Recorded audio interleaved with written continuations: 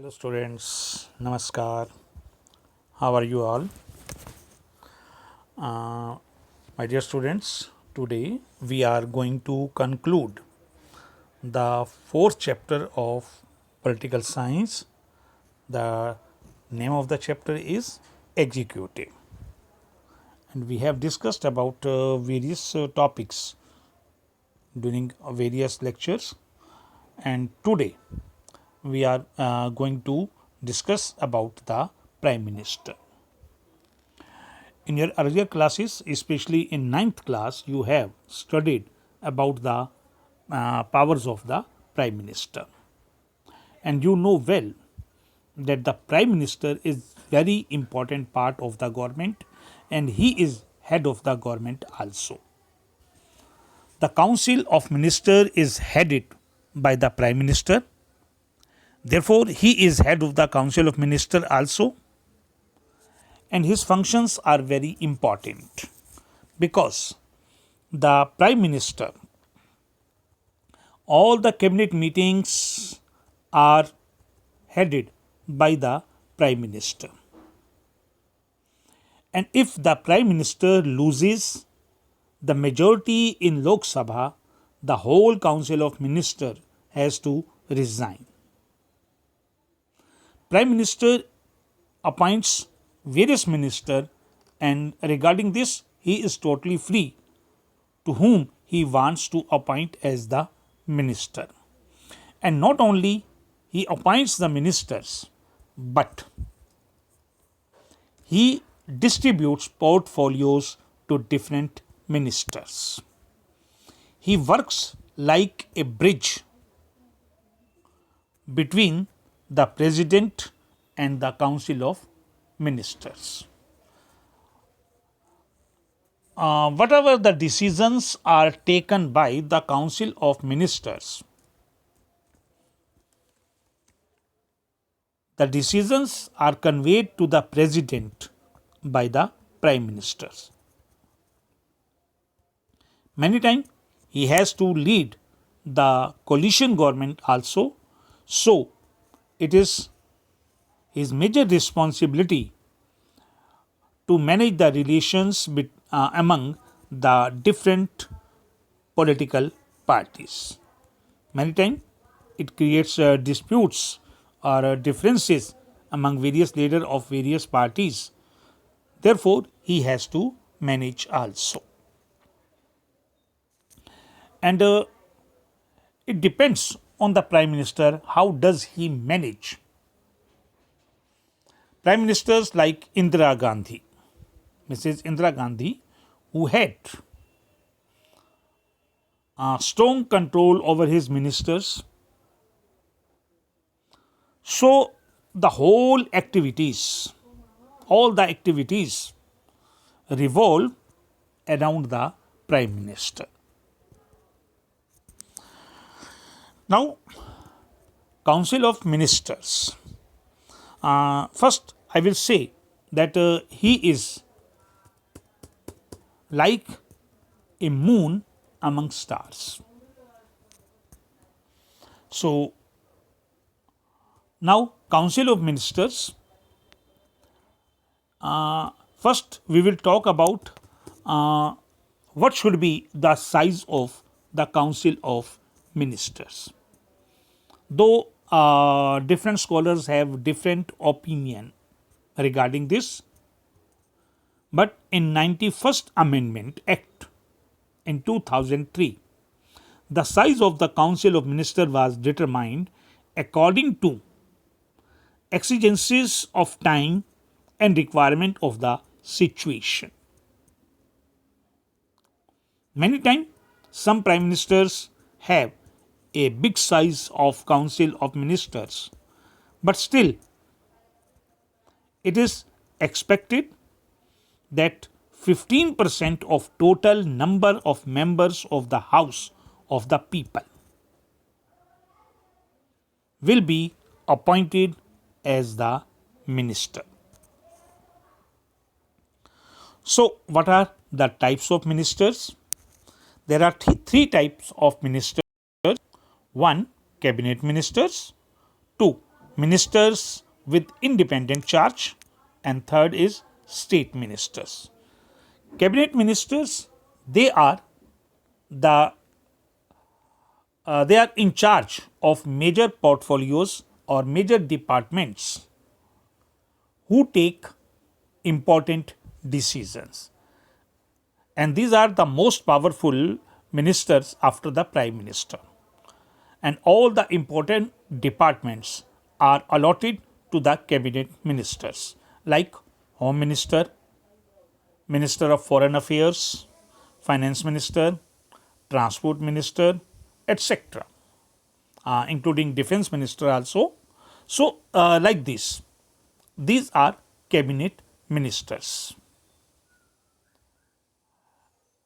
Second is minister with independent charge. There are some portfolios or departments for which cabinet ministers are not appointed, but still the departments are important. So, such departments are called independent, or you can say ministers for such departments are called minister with independent charge, and they are not under any cabinet minister, but they are independent and they are they have full-fledged charge of their department, and they take or they participate in the meetings of cabinets whenever they are invited. Now, state ministers.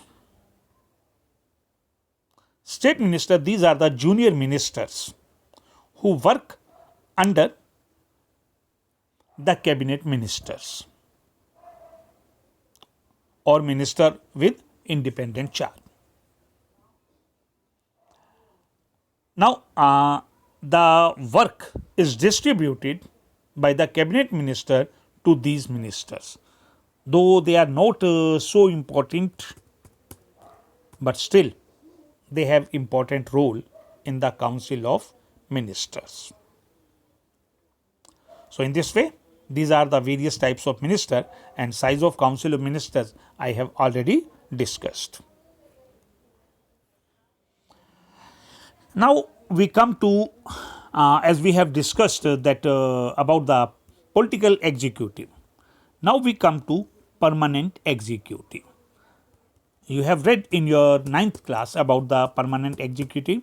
These are the people who never change with the change of government. When the ministers or the government or political executive which is elected for 5 years, but these are the people who are selected on the base of their intelligence, their talent. They come in permanent executive. Like you have heard about principal secretary, home secretary, such type of people. Actually, these people come through UPSC elections.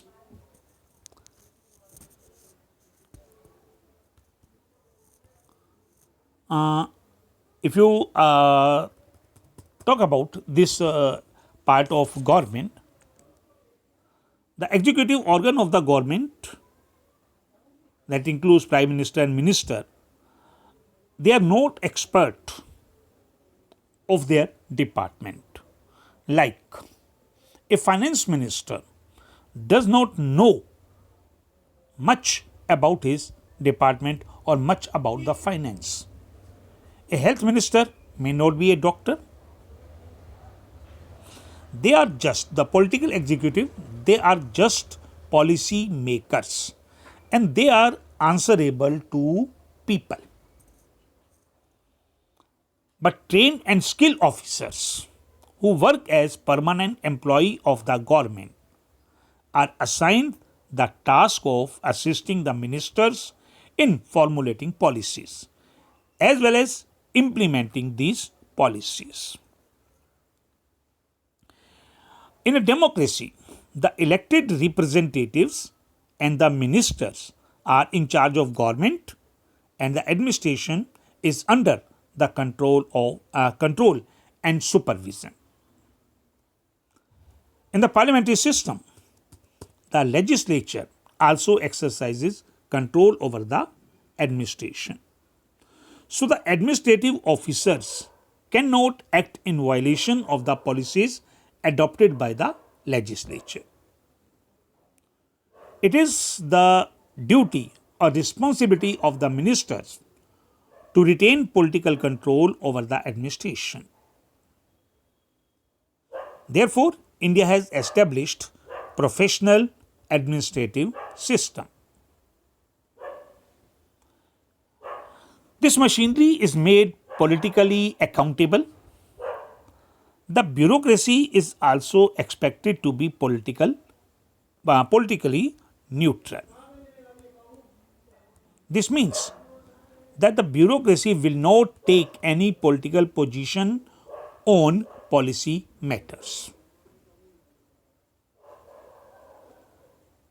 It is always possible that a party is defeated in election and the new government wants to opt for new policies in the place of the policies of the previous government. In such a situation, it is the responsibility of the administrative machinery to faithfully and efficiently participate in drafting the policy and its implementation. And the Indian bureaucracy or permanent executive today is an enormously complex system. It consists of All India Service, State Service, and employees of the local government, like IAS, State Civil Service, and other services. And as they are highly talented people and they are experts of their subjects, so they are elected after a very hard competition. They have to appear in an exam conducted by UPSC. The full form of it, Union Public Service Commission.